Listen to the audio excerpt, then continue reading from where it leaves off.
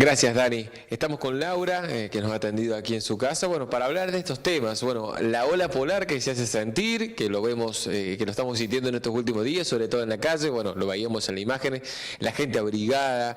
Hay que acostumbrarnos a este frío polar, se irá durante el tiempo, hay posibilidad de nieve acá, el cambio climático, vamos a consultar también porque hoy en día hay una cotidianeidad de hablar de el cambio climático con el calentamiento global. Y no es lo mismo, nos comentaba Laura, así que vamos a estar hablando de esto. Bueno, Laura, gracias por atendernos. Primero consultarte acerca de esta ola polar que estamos viviendo. ¿Es normal en esta época del año? ¿La vamos a tener por mucho tiempo? ¿Cómo te va, Laura? Hola, buenos días. Bueno, a ver, vamos a aclarar un poquito. El cambio climático es un cambio total en el ecosistema, ¿sí? Los cambios climáticos fueron, por ejemplo, las glaciaciones, en las cuales el hombre aún no vivía, y no sé si notan que lo que caracteriza a un cambio climático es una escala, sobre todo temporal y espacial, por supuesto, pero fundamentalmente temporal. Nosotros ahora cuando hablamos de glaciaciones, hablamos de escalas geológicas de miles de millones de años, ¿sí? Cuando hablamos de tiempos históricos, hablamos de los momentos desde que vive el hombre. Entonces, un cambio climático es eso, un cambio total en el ecosistema. Lo que hay ahora es una tendencia paulatina al calentamiento global o aumento que se pronostica a través de pronósticos y de escenarios a futuro, que no es lo mismo, se pronostica un aumento de la temperatura, pero de la temperatura media, que es un poco lo que la gente no maneja. Para que yo tenga un aumento de 1 grado de una temperatura media, significa que tengo que tener muchas mediciones altas, ¿sí? En cuanto a esto que está ocurriendo, que hasta no hace mucho teníamos una onda de calor, claro, ola de calor, ahora tenemos una ola polar, está dentro de lo que se llama o se considera variabilidad climática, que es normal en el planeta y es normal en las latitudes donde vivimos nosotros, porque nosotros vivimos en zonas templadas, en las latitudes medias, y son zonas de encuentros de masas de aire, tanto cálidas del norte, en el caso nuestro, en el hemisferio norte, por supuesto, las cálidas vienen del sur, es invertido. Tenemos el avance de esas masas de aire cálido con el encuentro de masas de aire fría y eso forma un frente. Lo que nosotros estamos pasando ahora es un frente, estamos sobre el efecto del frente, el cual, como el aire frío o el frente frío, siempre el aire frío es mucho más potente, el viento sur en algún momento va a sacar esta nubosidad, esta lluvia, toda esta nieve que se está dando, sobre todo en las altas cumbres en Mendoza, y la nieve se da sobre todo en esas zonas y sobre todo cuando una masa de aire se enfrenta a un obstáculo, está obligada a ascender y por eso se producen nevadas o precipitaciones sólidas en zonas montañosas mucho más fácil que en las zonas de llanura. Ustedes piensen también que hay determinadas condiciones que se tienen que dar para una nevada y generalmente es difícil, ha sido muy raro, excepto en el 2007 que nevó tanto. Generalmente las nevadas se dan más en las zonas que rodean a las ciudades, no tanto dentro de la ciudad, porque nosotros dentro de una ciudad tenemos lo que se llama o estamos bajo el efecto de la cúpula de calor urbano. Entonces eso hace también, si uno está en el centro de la ciudad de Río Cuarto y se aleja, yo por ejemplo cuando voy a la universidad, yo tengo 3 o 4 grados de diferencia. Claro. Entonces esa cúpula de calor hace que sea más difícil que vaya a nevar acá. Yo creo que ya las posibilidades, no sé lo que opinarán los meteorólogos, que son los que trabajan con los modelos, ¿no? Claro. Nosotros interpretamos modelos que elaboran otros porque los modelos se hacen con una aparatología muy avanzada y obviamente nosotros no tenemos esas herramientas. Entonces yo creo que no hay posibilidad de que se dé una nevada, no hay podría darse, pero creo que no. Yo creo que ya va a avanzar, hoy deja de llover, avanza el viento sur, teóricamente puede llegar a helar, que es el que limpia, cuando dicen el viento sur o pampero limpia, pero creo que estamos dentro del rango normal de una onda de calor o de una ola polar en esta época, porque nosotros tenemos, precisamente porque estamos en la zona de gran perturbación de la atmósfera, las latitudes medias, nosotros tenemos un rango que no siempre coincide con el invierno, Claro. con el invierno cronológico, ¿sí? El del calendario, sino que estamos dentro de un rango y dentro tenemos un rango menor, uno inferior y uno superior. Mientras se dé dentro de ese tiempo, forma parte de la variabilidad natural del clima, ¿sí? Laura. Pero no es que sea algo insólito o algo raro. Sí, Daniel, te escucho. ¿Cómo va? Buen día. Estaba escuchándote atentamente. Hola, buen día, ¿cómo te va? Bueno, Sí. por un lado entendemos que nada tiene que ver esta ola polar que estamos atravesando con cambio climático. Son cosas diferentes. Estamos hablando de tiempo acá y de cambio climático. Cosas distintas, ¿no? Exactamente. Sí, exactamente. Mira, yo te voy a hacer una primera diferencia. El tiempo es el estado de la atmósfera hoy, en un momento Claro. determinado.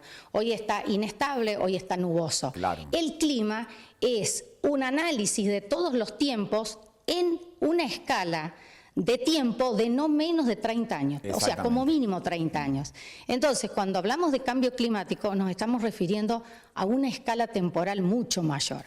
¿Y esto? Esto forma parte de la variabilidad. La variabilidad puede ser interanual, interdécada, y de hecho el tiempo nunca es el mismo todos los inviernos, ni es el mismo todos los veranos, ¿sí? Exacto. ¿Se entiende? Ahora digo, más allá del Sí. frío que uno puede sentir y de lo contento a gusto o a disgusto que esté con la baja temperatura que tenemos desde hace varios días en Río Cuarto, frío ha hecho siempre, y más allá de que no se dé en invierno, se da en otoño, pero tampoco es algo tan diferente o anormal, ¿no? No, no es diferente y anormal, sobre todo porque nosotros vivimos en zonas templadas y en las zonas de mayor perturbación de la atmósfera. Claro. Nosotros estamos permanentemente expuestos a estos cambios, cosa que no se da en la zona intertropical o en los polos, donde en uno siempre generalmente hace calor y en los polos generalmente hace frío. ¿Se Sí. entiende? En cambio, nosotros estamos bajo el efecto de los frentes fríos, frentes cálidos, frentes ocluidos, frentes estacionarios, lo que sea.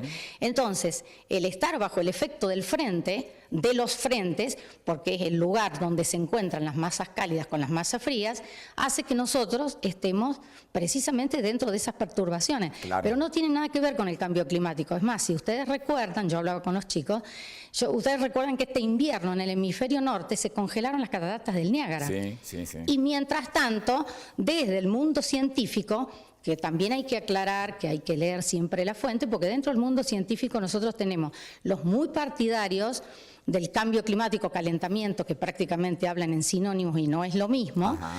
y los que son más moderados, ¿sí? Entonces, los catastrofistas, que así le llaman, suponen una temperatura media para fines del siglo XXI de 3 grados, lo cual sería una barbaridad, porque eso te va cambiando todo, porque por ejemplo te va tropicalizando el planeta, a ver Claro, si se claro. entiende. Sí, sí. Porque la temperatura se va expandiendo desde la zona intertropicales, suponte, hacia las zonas templadas. Entonces vos tenés una tendencia.